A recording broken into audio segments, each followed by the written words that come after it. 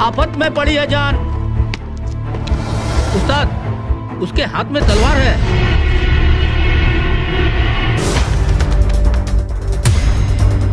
तलवार का मुकाबला पाइप से।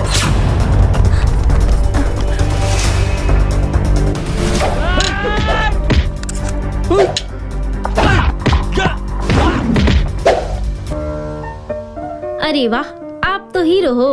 हीरो मैं नहीं, ग्लाइको पाइप है। अरे बॉस का कॉल।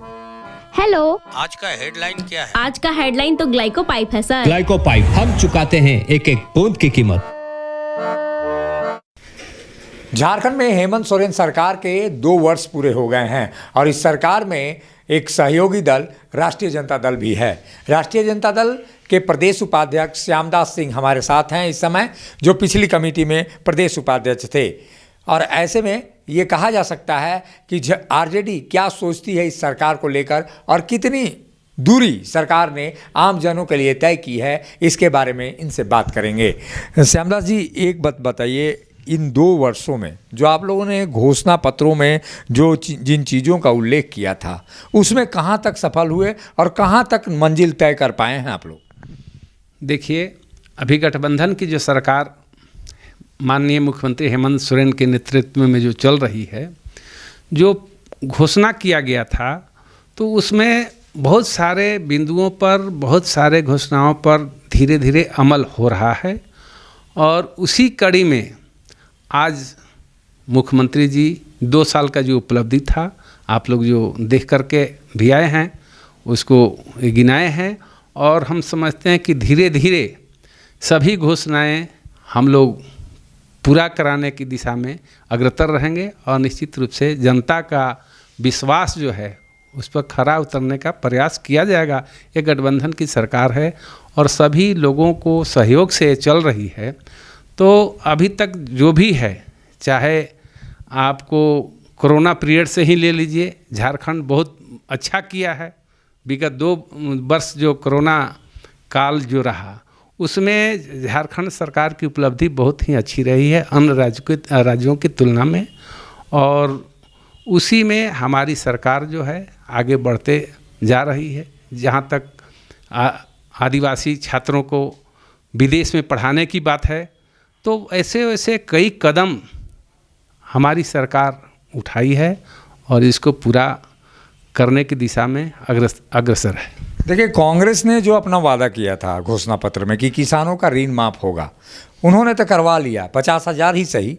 लेकिन जो आरजेडी के घोषणा पत्र में था, जो पिछड़ों के लिए 27% आरक्षण था, वो वादा नहीं पूरा हुआ। 2 वर्ष में पॉलिसियां बन गई, मॉब लिंचिंग के लिए पॉलिसी बनती है, लेकिन पिछड़ों के लिए कोई प्रस्ताव नहीं आया। जो 27% आरक्षण के सवाल पर आप लोगों ने जो वोट मांगा था पिछड़ों से, वो उसका क्या हुआ? उसमें पीछे रह गए शायद।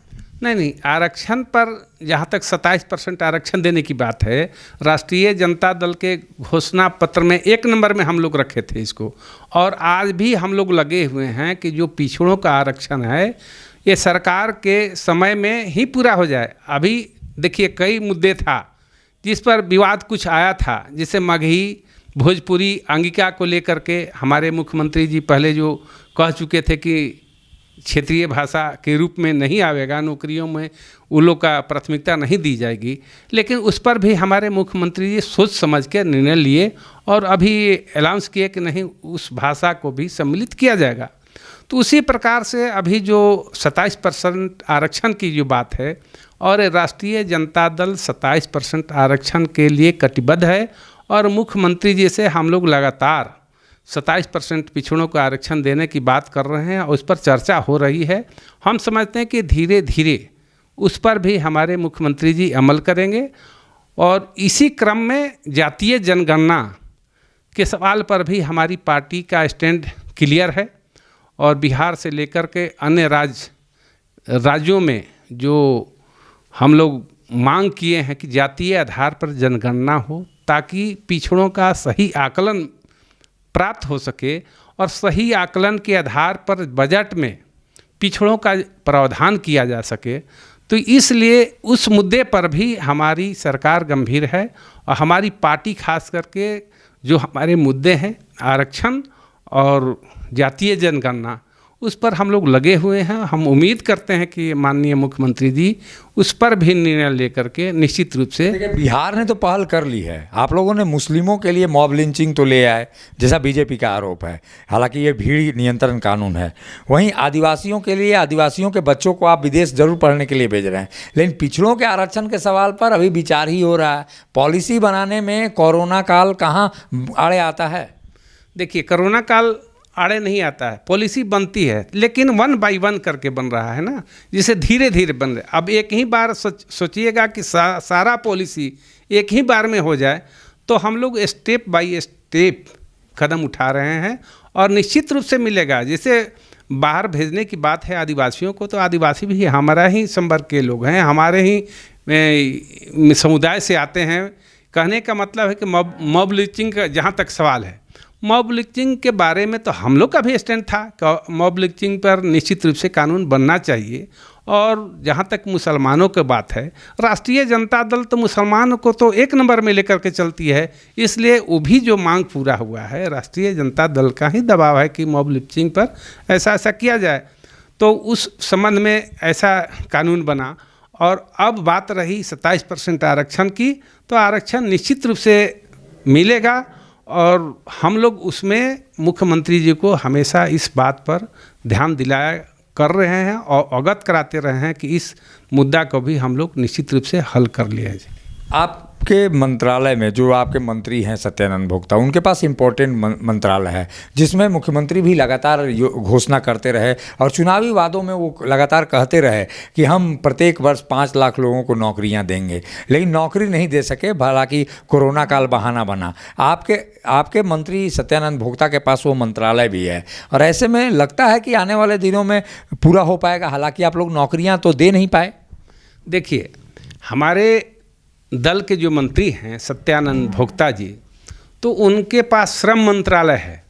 श्रम मंत्रालय के अंतर्गत सारे विभाग का जो नौकरी से संबंधित है वो सारे श्रम मंत्रालय के अधीन नहीं है।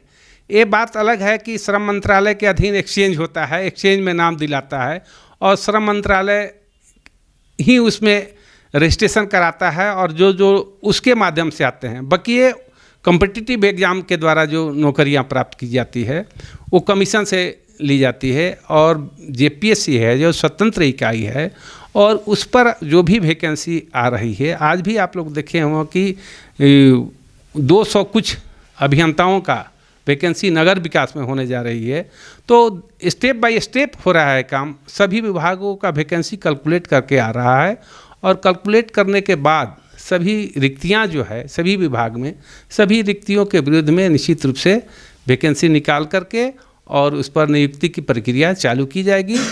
और जहां तक श्रम मंत्रालय की बात है, तो श्रम मंत्रालय के अधीन जो भी है, जो कौशल विकास केंद्र से संबंधित है, तो वैसे वैसे नौकरियां भी धीरे धीरे हम लोग दे रहे हैं। ऐसी बात नहीं है कि श्रम विभाग से नौकरी नहीं मिल रही है, लेकिन जो जिस लायक है उस लायक निश्चित रूप से नौकरी मिलने की प्रक्रिया चालू हो गई है और अभी 3 साल का हम लोग का समय है। 3 साल में हम लोग निश्चित रूप से उस वादा को भी पूरा करने में सफल होंगे। ये घोषणा पत्र जो आप लोग जारी करते हैं लगातार, और कई गरीबों के लिए भी कई योजनाएं की घोषणा आप लोगों ने की थी अपने घोषणा पत्रों में, आजसू का कहना है कि अगर घोषणा कोई पूरा न करे जो राजनीतिक दल, उन पर भी विचार करना चाहिए चुनाव आयोग को कि घोषणाएं तो बड़े बड़ी कर देते हैं लेकिन उन घोषणाओं पर अमल नहीं हो पाता है।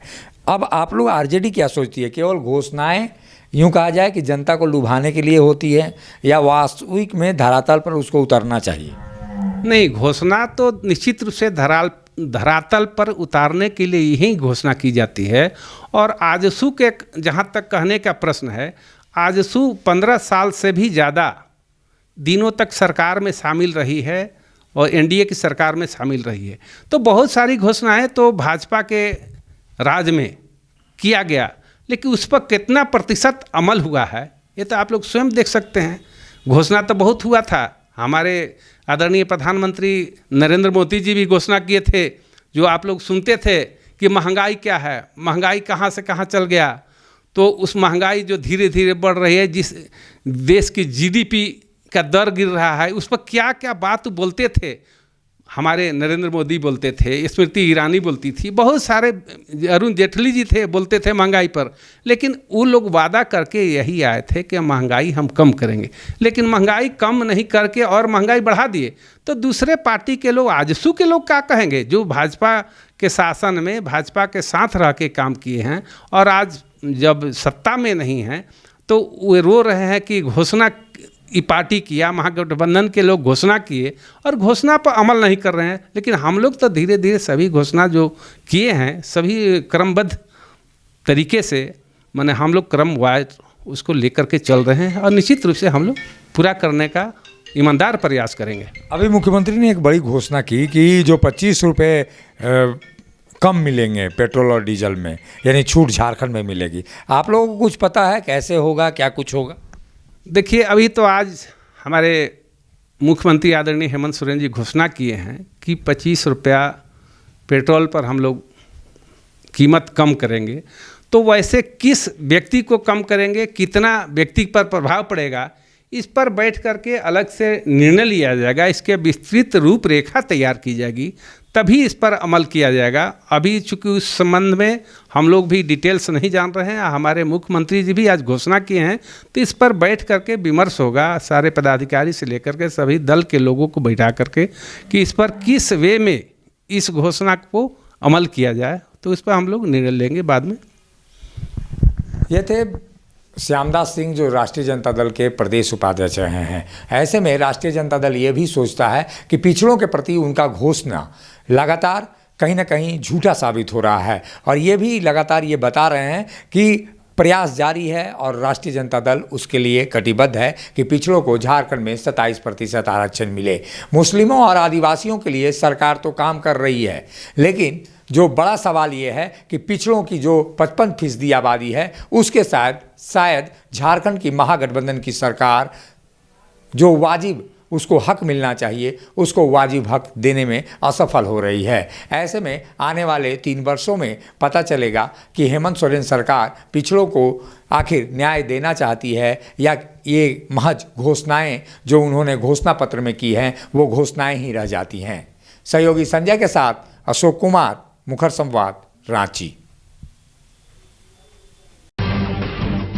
जब टूटती है आस, जब थकती है सांस, जब रूठते हैं अपने, मुंह मोड़ता है जमाना, जब अंगड़ाई लेता है संकल्प, फिर बनती है कहानी, बनते हैं अनमिट निशान। देखिए मेरे साथ मुखर संवाद